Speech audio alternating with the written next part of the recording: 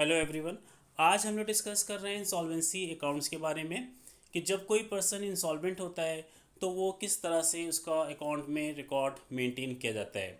और किसी पर्सन को इंसॉल्वेंट तब डिक्लेयर किया जाता है जब उसकी टोटल एसेट्स टोटल लायबिलिटीज से कम होती है। मीन्स जो उसके पास टोटल एसेट्स है उसकी जो रिलाइजेबल वैल्यू है टोटल लायबिलिटीज से कम होगी तो उसको इंसॉल्वेंट डिक्लेयर किया जाएगा। Means and when any person cannot pay his total liabilities out of total assets तो उसको इंसॉल्वेंट डिक्लेयर किया जाएगा। इंसॉल्वेंसी से रिलेटेड आपके दो अकाउंट्स हैं, एक है प्रेसिडेंसी टाउन्स इंसॉल्वेंसी एक्ट और एक है आपका प्रोविंशियल इंसॉल्वेंसी एक्ट।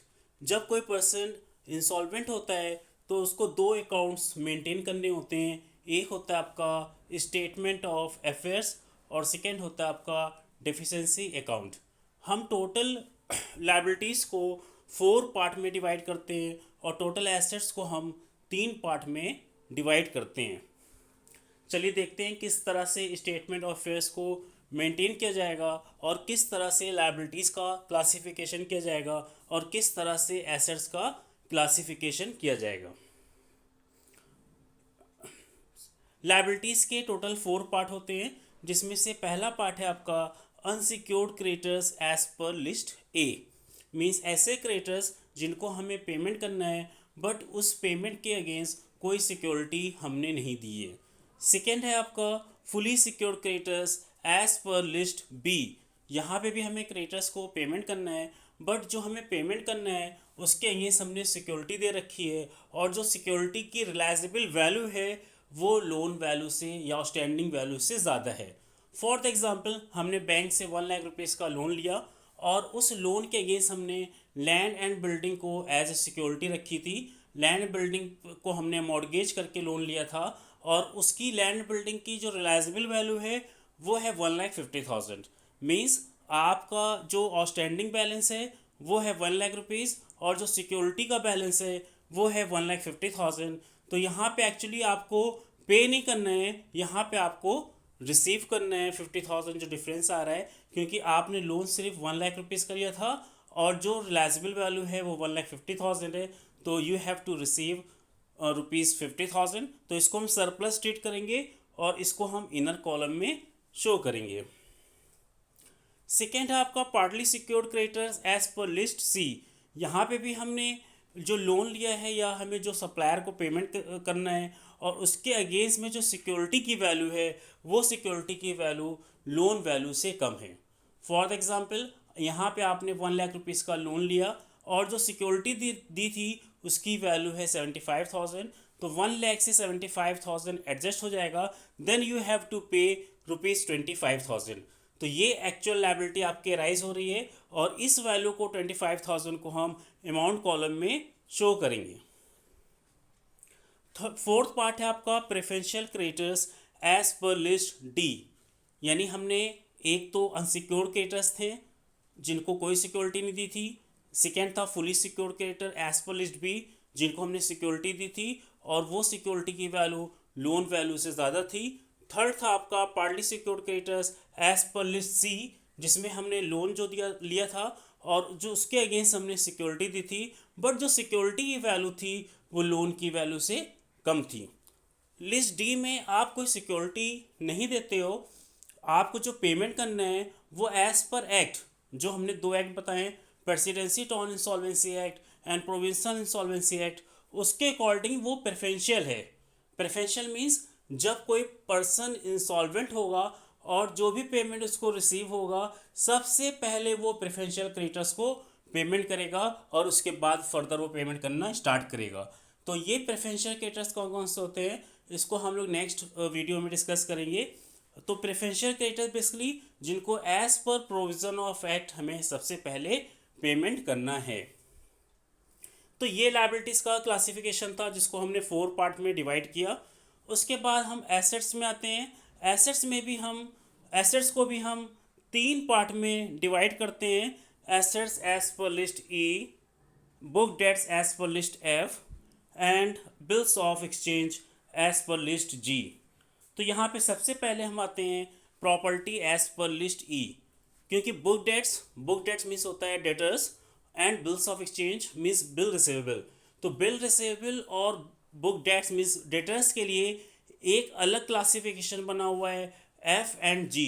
तो लिस्ट ई में हम जो एसेट शो करेंगे डेटर्स को और बिल रिसीवेबल को छोड़ के बाकी जो भी एसेट्स आ रही है उसको हम लोग लिस्ट ई में शो करेंगे। लेकिन अगर कोई एसेट्स के अगेंस्ट हमने लोन लिया था और वो एसेट्स आपकी लिस्ट बी एंड लिस्ट सी में ऑलरेडी आ चुकी है तो उस एसेट्स को हम लिस्ट ई में कैलकुलेट या शो नहीं करेंगे। तो मीन्स लिस्ट ई में आपको कौन सी एसेट्स शो करनी है, डेटर्स को शो नहीं करना है, बिल्स ऑफ एक्सचेंज को शो नहीं करना है, और जिस एसेट्स का ट्रीटमेंट लिस्ट बी और लिस्ट सी में हो चुका है उसको शो नहीं करना है। बाकी सारी एसेट्स आपकी लिस्ट ई में आ जाएगी। Cash at bankers, cash in hand, और जो भी एसेट्स है आपकी मशीन हो गया, फर्नीचर हो गया, स्टॉक डेट, ये सारी एसेट्स आपकी लिस्ट ई में आ जाएगी। उसके बाद हम आएंगे लिस्ट एफ पे जिसमें हमें डेटर्स शो करना होता है, और डेटर्स के फिर हम 3 क्लासिफिकेशन करेंगे। एक डेटर्स होगा आपका गुड, गुड मीन्स जिससे हमें 100% वैल्यू रिलाइजेबल होगी उसको हम गुड डेटर्स में रखेंगे। Doubtful debtor means some amounts are realisable and some amounts are not realisable, यानी कुछ पार्ट आपको मिलेगा और बाकी पार्ट आपको रिसीव नहीं होगा। This is called doubtful debtors. और लास्ट है आपका bad debtors. Bad debtors means जिनसे कोई भी वैल्यू हमें रिसीव नहीं होगी। तो ये 3 क्लासिफिकेशन हम लोग करेंगे। Book debts, book debts means होता है डेटर्स, गुड डेटर्स में 100% रिलाइजेबल होगा, डाउटफुल में something is realisable, and bad debtors में नथिंग इज रिलाइजेबल। उसके बाद आपका आता है bills of exchange means bill receivable as per list G, और इसके बाद जी से जो वैल्यू रिसीव होगी बिल रिसीवेबल से, जो वैल्यू आपकी बुक वैल्यू होती है इसको हम इनर कॉलम में शो करते हैं एसेट्स में, और जो रिलाइजेबल वैल्यू होती है इसको हम आउटर कॉलम में शो करते हैं। इसके बाद एसेट्स में ई एफ जी का हम टोटल करेंगे, और लिस्ट बी में अगर कुछ सरप्लस आया था उसको हम सेकेंड कॉलम में शिफ्ट करेंगे, और उस सरप्लस वैल्यू को प्लस करने के बाद सबसे पहले हमें किसका पेमेंट करना होता है, प्रेफरेंशियल क्रेडिटर्स का पेमेंट करना होता है। प्रेफरेंशियल क्रेडिटर्स जो आया था आपका लिस्ट डी में लायबिलिटी साइड में, लायबिलिटी साइड में जो हम लिखेंगे लिस्ट डी की वैल्यू तो उसको हम अमाउंट कॉलम में नहीं लिखेंगे, उसको हम इनर कॉलम में शो करेंगे, क्योंकि उस क्रेडिटर्स को हमें रिटेन नहीं करना है, सबसे पहले हमें पेमेंट करना है। तो जैसे ही आपके एसेट्स की वैल्यू रिलाइज होगी, एसेट रिलाइज होगी, ई एफ जी का टोटल आएगा, उसको में सरप्लस प्लस करेंगे और प्रेफरेंशियल क्रेडिटर्स को उसमें से हम माइनस कर देंगे। अब जो बैलेंस आएगा और जो लायबिलिटी का बैलेंस स्टैंड कर रहा है, लायबिलिटीज़ में टोटल कितनी कैटेगरी थी, 4 कैटेगरी थी, जिसमें ए की अमाउंट और अमाउंट कॉलम में आती है, बी की आपकी इनर कॉलम में रहती है एज ए सरप्लस और बाद में एसेट्स में प्लस हो जाती है, और सी की अमाउंट आपकी जो बैलेंस बचता था लोन वैल्यू से सिक्योरिटी वैल्यू माइनस करने के बाद वो अमाउंट कॉलम में आता है, और डी की वैल्यू आपकी इनर कॉलम में रहती है। यानी ए और सी की वैल्यू आपकी अमाउंट कॉलम में और बी और डी की वैल्यू आपकी इनर कॉलम में रहेगी। क्रेडिटर्स माइनस करने के बाद अब जो वैल्यू मेरी बची थी वो और लायबिलिटी का हम डिफरेंस कैलकुलेट करेंगे, और this is called deficiency as per list H. Deficiency account कैसे बनाया जाता है इसको हम लोग नेक्स्ट वीडियो में डिस्कस करते हैं। तो यह था आपका था स्टेटमेंट ऑफ अफेयर्स का फॉर्मेट, जिसमें लायबिलिटीज़ को हम लोगों ने 4 पार्ट में और एसेट्स को हम लोगों ने 3 पार्ट में डिवाइड किया था। इस फॉर्मेट को आप अच्छे से नोट कर लीजिए, और इसके बाद हम लोग डिफिशिएंसी पे डिस्कस करेंगे। Okay bye, have a nice day.